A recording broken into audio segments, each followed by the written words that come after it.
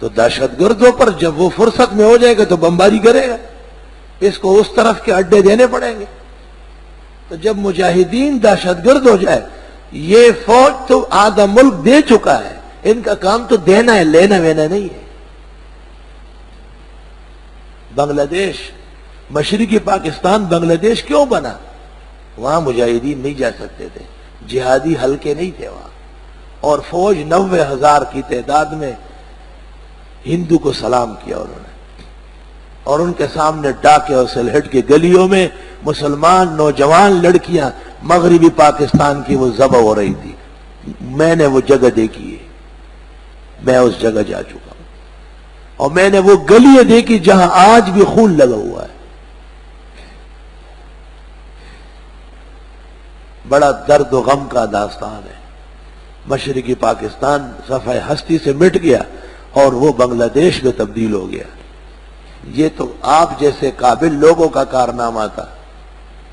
کشمیر کو اگر محفوظ کیا ہے تو مدرسوں میں پڑھنے والے طلباء نے مجاہدین بن کر کے، مجاہدین زندہ نہیں رہتے، روزانہ 15، 20، 40، 50 شہید ہو رہے، لیکن ایمان کی غیرت ان کو تربیت دے رہی کہ آپ آگے بڑھے، پیچھے نہیں ہٹنا ہے۔ آپ کے تو 50 فوجی قتل ہو جائے، پھر تماشا دیکھو کہ آگے کوئی کمانڈ کرنے چلا جائے۔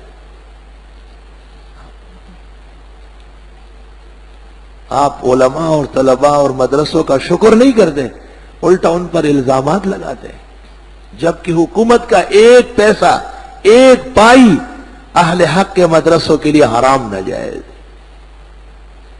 قوم کے تعاون پر پڑھنے پڑھانے والے مدرسے میدان جہاد کے لیے عملہ تیار کر رہا ہے۔ پاکستان کے 52 سالہ تاریخ میں ایک فیلڈ بھی کامیاب نہیں۔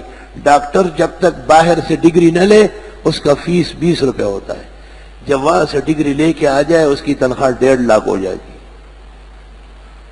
ملک تو آپ کا اتنا قابل ہے، انجینئر سے کوئی ایک گلی کا نقشہ نہیں بنواتا ہے جب وہ ملک میں پڑا ہو، باہر سے اٹیچ ہو جائے تو کیا بات ہے، پھر تو سرکاری ٹھیکے سب اس کے ہاتھ میں ہوں گے، سارا پیسہ اس کا ہے اور 1/4 جو ہے وہ خرچ کرے، مستند ہو گیا، باہر سے آ گیا ہے۔ خود فوجی افسران اس وقت تک بڑے عہدے پہ نہیں آ سکتے جب تک کہ باہر کی تائید ان کو نہ ملے، مگر یاد رہے کہ واحد میدان ہے علم کا، مدرسوں کا، کہ ہمیں کسی ایک ملک کی بھی سند اور ڈگری کی کوئی ضرورت نہیں۔ اتنا زبردست تعلیمی معیار ہمارے علماء نے یہاں قائم کیا ہے۔ سارے اعلیٰ درجے کے علماء، مفسرین، محدثین، مفتیین، خطباء، اعلیٰ درجے کے انشاء پرداز مدرسے پیدا کر رہا ہے۔ شکر کرنا چاہیے۔ ایک ادارہ کامیاب ہے، اس کے علاوہ کوئی ادارہ پاکستان کا باہر سے ڈگری لیے بغیر کامیاب نہیں ہے۔ 52 سالہ تاریخ، اور صرف کامیاب نہیں، دنیا کو منوایا اس نے کہ جہاد کس کو کہتے ہیں،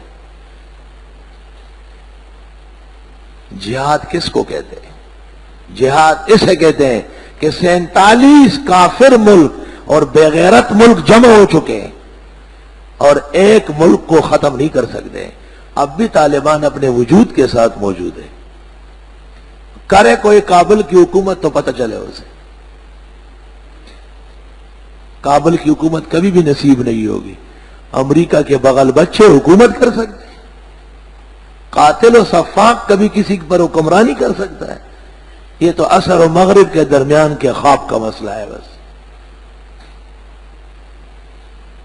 اور ان کا جرم کیا تھا؟ اس لیے کہ وہ 100% مسلمان تھے اور وہ کفر اور مغرب کی آمیزش ماننے کے لیے تیار نہیں تھے۔ اور پاکستان کے پلے بڑے 28 سال پاکستان نے محنت کی اور افغانستان کے ملک کو سازگار کیا، اور ایک آدمی کی ایک لغزش سے سب پر پانی پھیر دیا گیا۔ اب آپ کو ہندوستان کے سامنے بھی جھکنا ہے اور آپ کو شمال سے بھی رابطہ رکھنا ہے۔ انہوں نے اگرچہ بھارت کے کمانڈروں کو وہاں رکھا ہے کہ اگر پاکستان شرارت کرے تو مارے آپ اسے، اور کوئی غیرتی اس کو بھول سکتا ہے کہ شمال کے وہاں آتے ہی پاکستان مرد آباد کے نعرے کابل میں لگے. پتہ نہیں ان حکمرانوں کی غیرت کہاں چلی گئی. وہ کابل جو پشاور اور اسلام آباد کا حصہ سمجھا جاتا تھا، عجیب دور تھا نیو یارک کا. جب جا رہا تھا تو کابل میں ہماری حکومت تھی اور ہمارا پورا 1700 کلومیٹر علاقہ محفوظ تھا. جب وہاں سے آیا کابل میں مرد آباد کے نعرے لگے پاکستان کے، اور ہمارا 1700 میٹر کا علاقہ اس پہ ٹینک کڑے کرنے پڑے، غیر محفوظ ہو گیا. یہ تو آپ کے دورے کا حال ہے. جو لسٹ آپ نے پیش کی 2 دن پہلے اس کو مسترد کر دیا گیا کہ اس پر بات ہی نہیں ہوگی. کس چیز میں کامیاب ہے آپ؟ صرف اسلام کو نقصان پہنچانے میں اور پورے عالم میں پاکستان کے ساکھ کو مجروح کرنے میں، کہ وہ پاکستان جو خطہ ارض پر ایک اسلامی زاویہ سمجھا جاتا تھا، وہ مسلمانوں کے خلاف ہراول دستے کا کام کر رہا ہے. اور غزنی کے میدان میں غوری میزائل دیکھے گئے ہیں جو طالبان کے خلاف داغے گئے ہیں. غوری میزائل وہ محفوظ کیے گئے. علماء کا کام نہ سیاست ہے اور نہ حکومت ہے، ہمارا کام دینی تحفظ ہے. اور کسی بھی حکومت سے ہمیں کوئی خطرہ نہیں اور نہ ہم ان سے ڈرتے ہیں اور نہ ڈرنے کی کوئی ضرورت ہے. ہمارا ریکارڈ اور زندگی قرآن کے صفحے کی طرح صاف ہے. علماء جو کہتے ہیں وہی ان کی زندگی ہے. یہ مدرسے علماء کے نام ہے، حقیقت میں قوم کے ادارے ہیں، وہی چلاتی ہے اس کو. پوری قوم چلاتی ہے. انہوں نے زکوٰۃ بینکوں میں کاٹی سرکار کے حق میں، تاکہ سیٹھ لوگ زکوٰۃ جب بینک میں کٹے تو مدرسوں کو کہاں دے، اور جب مدرسوں کو نہ دے مدرسے ختم ہو جائیں گے. تو ختم ہوئے. مفتی محمود جیسے مرد میدان نے فتویٰ دیا کہ بینک میں جو زکوٰۃ کٹتی ہے وہ نہیں ہے، زکوٰۃ غلط ہے. اور دنیا نے دیکھ لیا کہ وہ غلط ثابت ہو گئی. اس کی کوئی حقیقت اسلام میں نہیں. اسلام نہیں ہے تو زکوٰۃ کیسے نافذ ہو گئی؟ باپ نہیں ہے اور بیٹا آ گیا ہے. باپ کے بغیر جو بیٹا پیدا ہوتا ہے اسے کوئی برداشت نہیں کرتا. اور الحمدللہ مسلمانوں کی عقیدت مدرسوں سے پہلے سے بڑھ کر ہے، پہلے سے بڑھ کر.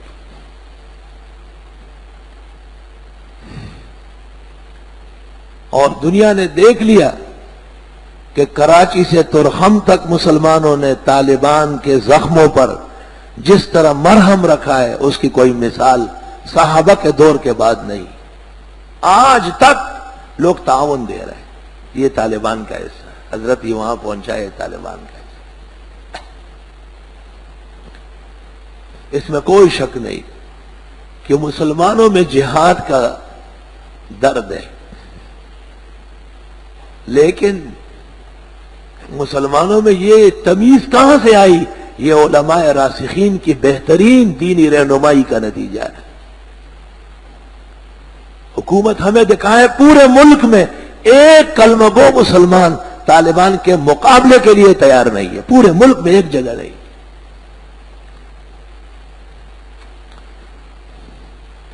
اس لیے حدیث میں ہے کہ وہ امام اور حکمران جو عدل ایمان کی صلاحیتوں کے ساتھ حکومت کر لے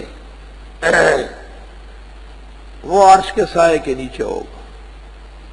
ان کو تو ادھر ہی دوزخ میں جلایا جائے گا، کیونکہ ان کی وجہ سے ہزاروں مسلمان آگ میں جل رہے ہیں.